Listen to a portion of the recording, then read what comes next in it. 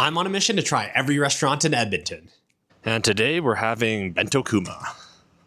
This place is the food of my people. In Cantonese, it's called a cha can tang, or in English, that basically translates to a Chinese cafe or diner. Before getting into the food, I just want to point out that this place is still soft opening. So there's a lot of items on their menu that are crossed out currently, and then there's some that aren't crossed out that if you try to order, they'll say aren't in stock.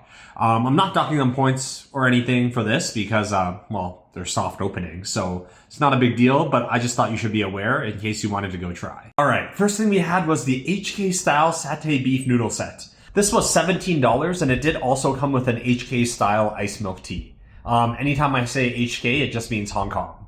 Let's start with the soup noodles. So this was their satay beef, which was very saucy, as you can see, over basically instant noodles and in a kind of a beef satay broth. Of course, we are going to talk about the fact that this is instant noodles at a restaurant during the bang for your buck section at the end. But as far as the dish itself goes, it was tasty. The noodles were not overcooked, the beef was flavorful, and overall, this bowl of noodles was very well seasoned, perfect salt level, and it tasted good. But it is a bowl of instant noodles. On the left, we have a dinner roll that was sliced in half and then toasted with butter. It was actually very warm and nice. We also have some Chinese style eggs that were cooked really nicely, but had basically no seasoning on it. So I would recommend adding some salt to it. All in all, pretty solid. I'll talk about the iced milk tea at the end, but as far as what's on screen here, the noodles were solid, the bread was good, and the eggs just lacked salt. The next thing we had was the HK style BBQ pork rice bowl. I just want to bring up that this says it's only available at lunch, but we ordered it at dinner. Also, this is a very, very iconic HK dish.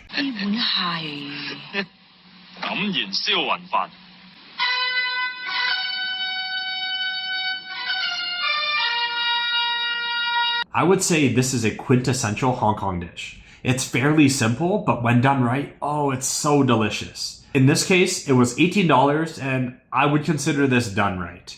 Let's start with the barbecue pork. The flavor was on point. The sauce was the right levels of salty, sweet, tangy, really good flavor. Now I am going to nitpick a little bit here. The piece I got was a little bit on the lean side. There's something we like to say in Cantonese called bun fei sao, which is basically means half fat, half lean. You really want a slightly fattier piece of pork, and that makes it way more delicious, honestly. In this case, it was a little bit on the lean side. The other thing is I wish they sliced it a little bit thinner, but that might just be more of a preference thing. The fried egg was perfectly cooked with the right amount of runniness.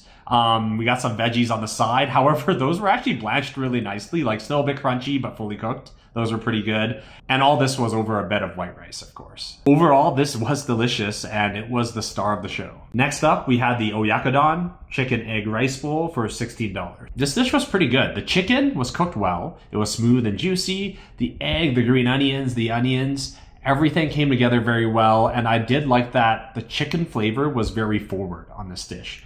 The only thing about this dish is that it's pretty one note. Like, you have all the flavors of the ingredients and it's all just kind of salty.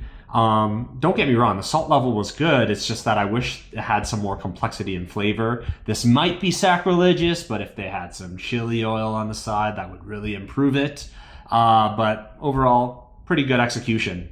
And finally, we did get Hong Kong style iced milk teas here. This is kind of the quintessential drink for cha can tangs. One of these came with the noodle set for $17. The other one did cost us $5. So these iced milk teas were the right level of sweetness and they were good, but $5 is pretty steep for iced milk tea, I feel like, but at least they were good though. All right, food score time. Before we talk about the scores though, please keep in mind that this place is still soft opening.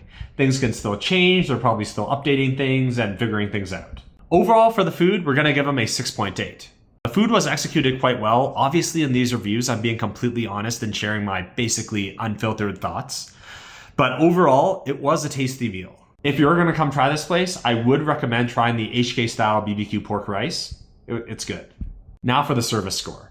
As you know, my service score does not only include the interaction with the waitstaff, it also includes things like amenities. This table had everything you could want. Wi-Fi password, tissues on the wall so that you don't have to flag the waiter down for more, readily available toothpicks. Like, I think their setup at the table is really good. This is a pretty small restaurant and they also had like 4 waitresses, which means that you're gonna get your needs met really quickly. Service was really fast and food also came out very quickly and it was all hot and fresh.